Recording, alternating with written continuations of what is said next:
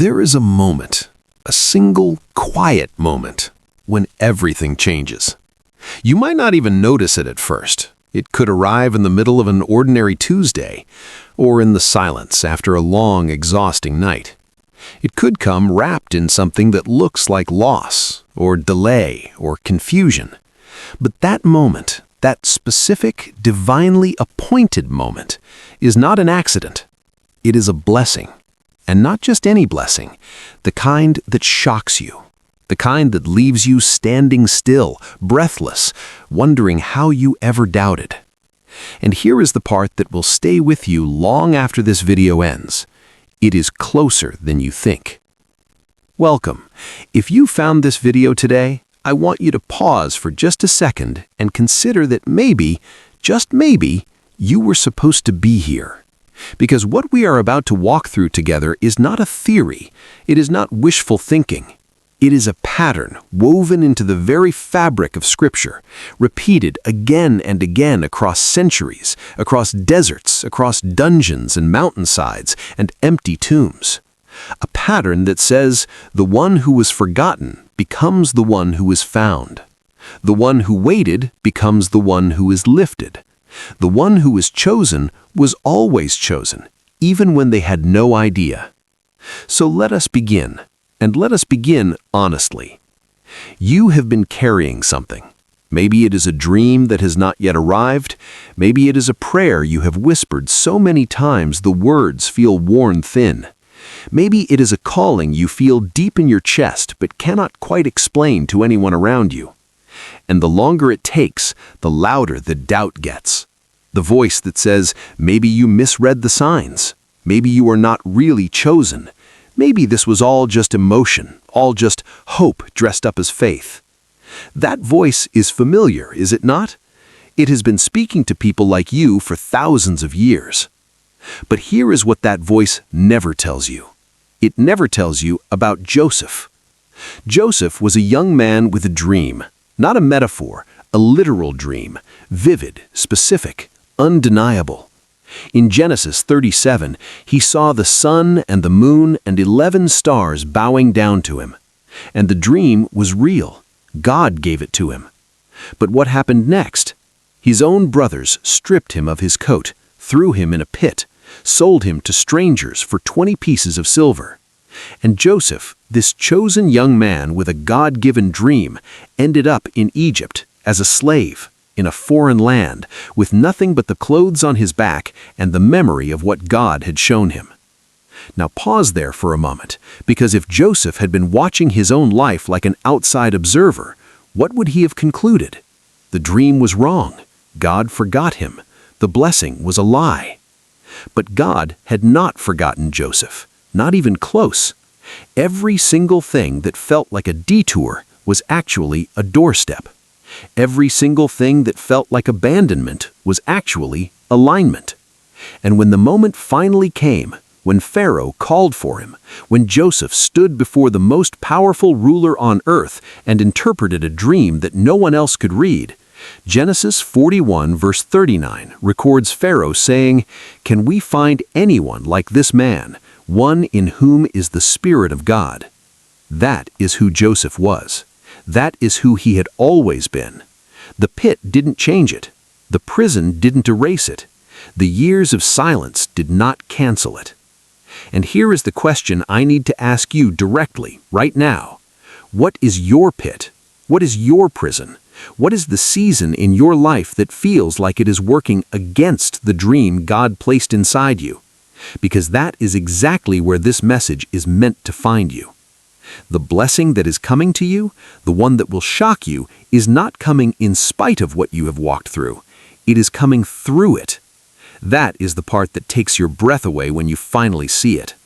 You will look back one day and realize that the very thing you were begging God to remove was the exact thing He was using to build you. That the delay was not divine neglect, it was divine precision. Think about Moses. Here is a man chosen before he was even old enough to speak, pulled from the waters of the Nile, raised in the palace of Pharaoh himself. You would think his path to destiny would be clean and clear.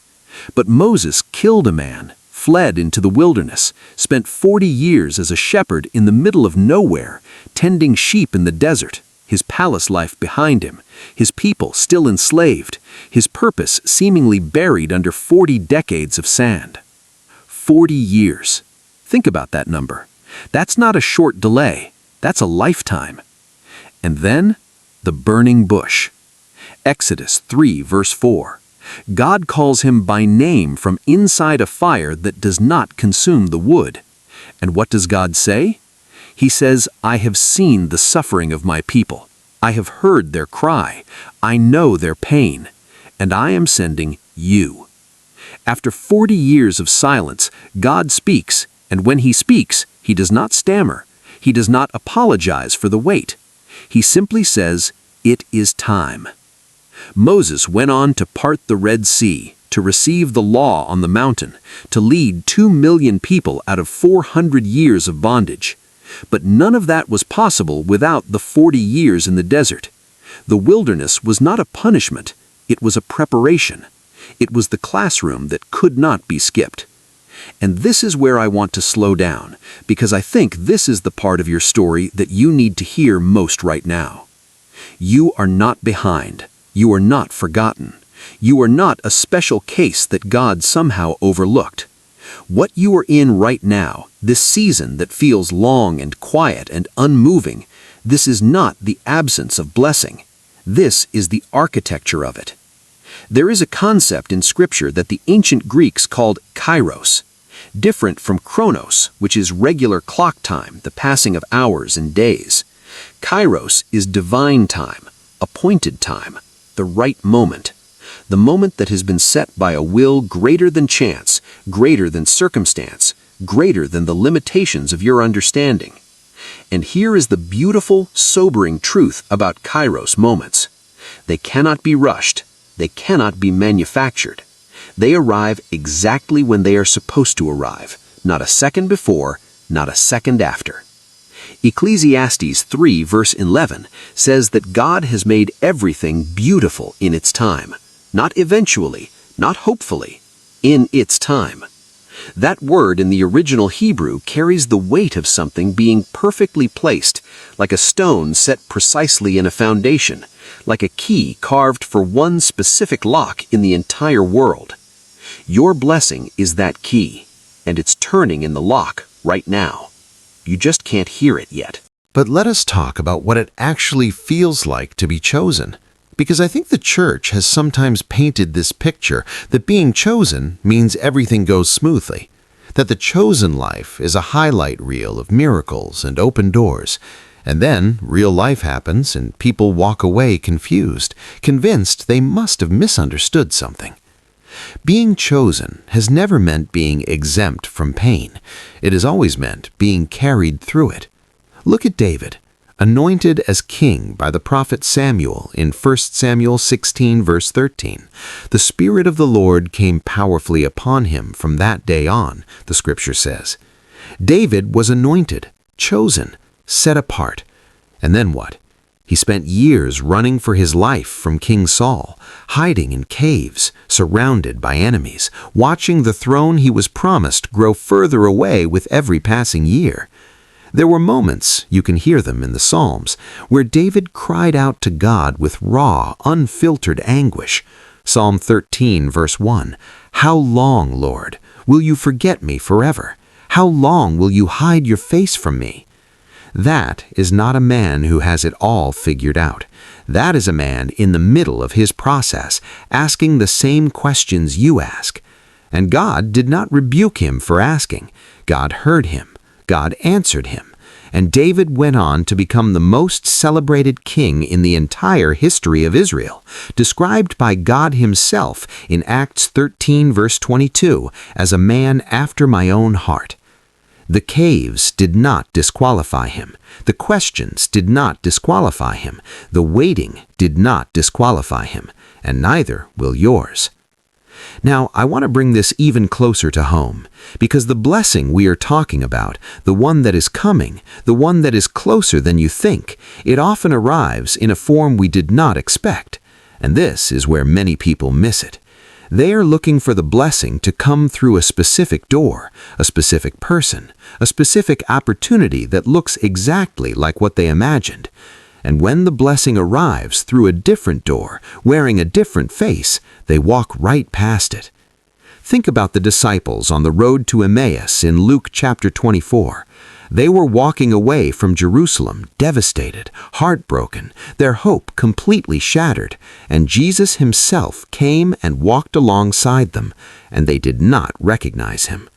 They told the stranger beside them all about the prophet they had hoped would redeem Israel, not realizing they were speaking to him.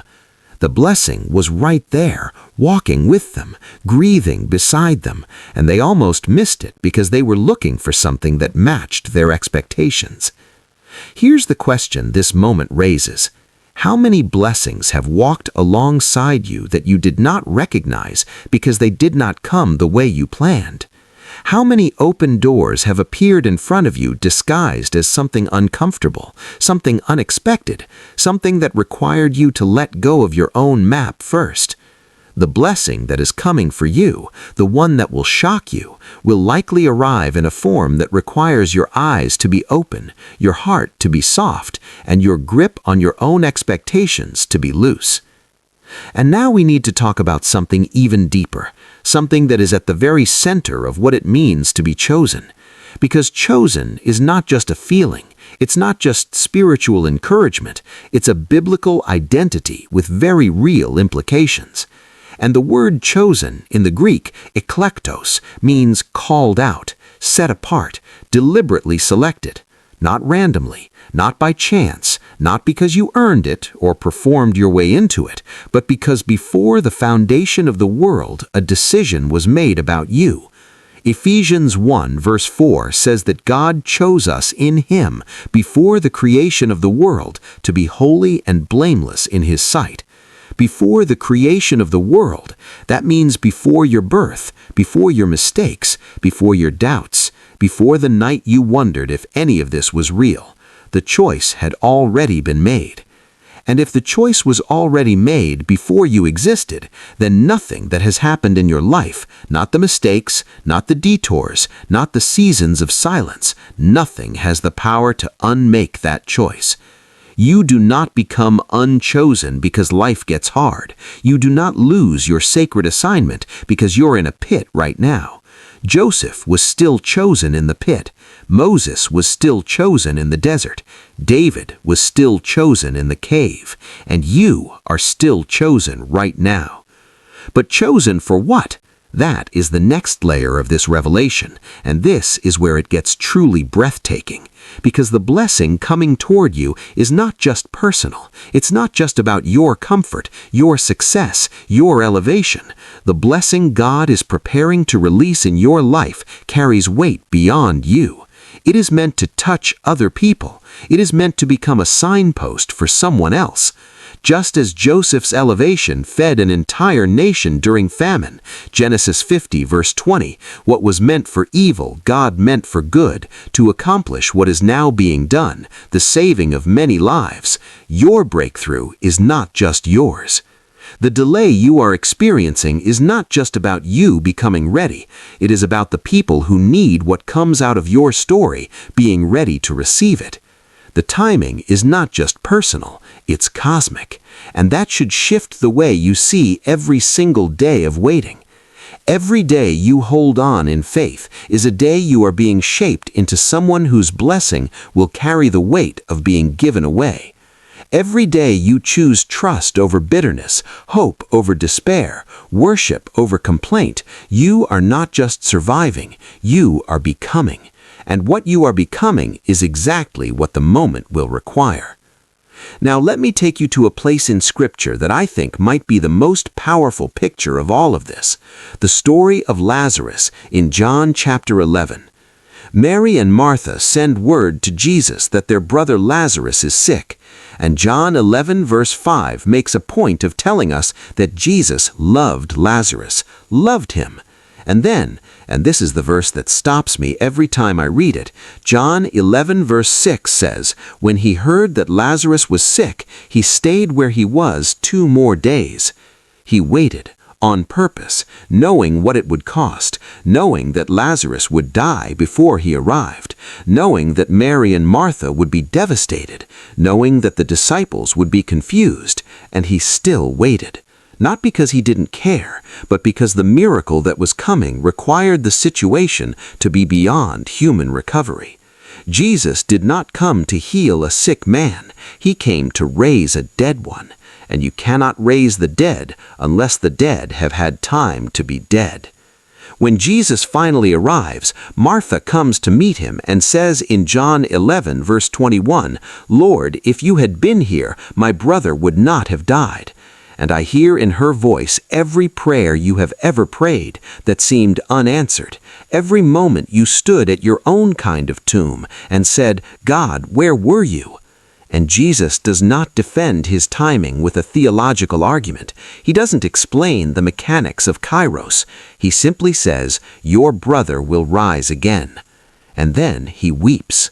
He weeps even knowing what he is about to do, because the pain was real. The grief was real, and God never dismisses your pain just because he knows what comes next. And then, in one of the most electric moments in all of Scripture, John 11, verse 43, Jesus stands before the sealed tomb and cries with a loud voice, "Lazarus, come out!" And the dead man walked out. 4 days dead, and he walked out. That is your picture. That is what is coming. God is not arriving late to your life. He is arriving with resurrection power to a situation that has gone beyond what anyone thought was recoverable. Because the blessing that will shock you is not the kind that patches things up. It is the kind that reverses what seemed final. It is the kind that walks out of the tomb still wrapped in grave clothes and unwraps right in front of the people who gave up. And the people who doubted, they will see it. They will be there, just as the mourners were there at Lazarus's tomb. And they will be witnesses to a miracle they cannot explain away. So where does this leave you right now? What do you do with all of this while you are still in the in-between? You stay. Not passively, not resigned, but anchored. You stay in the posture of expectation. You stay in the practice of faithfulness in small things, because Luke 16, verse 10 says that whoever can be trusted with very little can also be trusted with much. You stay honest with God about the pain, like David in the Psalms, raw, real, unpolished honesty, because God is not impressed by performance. He is moved by genuine heart. You stay connected to the promise even when the evidence contradicts it, the way Abraham did in Romans 4, verse 20. Without weakening in his faith, he faced the facts that his body was as good as dead, yet did not waver. He faced the facts and chose the promise over them. That is not denial. That is the fiercest kind of faith there is. And you watch carefully for the doors that open in unexpected places. You watch for the people God sends across your path. You watch for the burning bush moments, small, quiet, strange, easy to walk past if your eyes are not open, because God is speaking. He has been speaking. The question has never been whether He is faithful. The question is whether you are positioned to receive what He is releasing. Matthew 25, verse 23 says, "Well done, good and faithful servant. You have been faithful with a few things. I will put you in charge of many things. Come and share your master's happiness." That word faithful does not mean perfect. It means consistent. It means present. It means still standing when the season felt long, still trusting when the evidence was thin, still believing when the night stretched far past what seemed reasonable. That is you. Right now, this is your season of faithfulness, and the reward that comes after faithfulness, the one Scripture calls entering into your master's happiness, that is the blessing that will shock you. Not because it arrives from nowhere, but because you will suddenly see how perfectly, how precisely, how lovingly every single piece was placed. The dream was always real. The calling was always yours. The choosing was never canceled. It was only being confirmed in ways invisible to the human eye, in depths unmeasurable by human time, in a love so vast and so patient and so sure that even the darkest night of your soul was just another room in the house of His purpose for you. It is closer than you think. Not someday, not in a vague, hopeful future that keeps retreating as you reach for it, but now, right here, in this moment, in this season, in the very circumstances you would least expect it. The blessing is moving toward you the way dawn moves toward the horizon, quiet at first, then suddenly, overwhelmingly, undeniably there. And when it arrives, and it will arrive, you will not only be grateful for what was given, you will be grateful, deeply, almost unbearably grateful for every day of the wait, because the wait made you someone who could receive it. The wait made you someone who would not waste it. The wait made you into exactly who you were always chosen to be. Hold on, keep your eyes open, keep your heart soft. The sacred light is breaking through.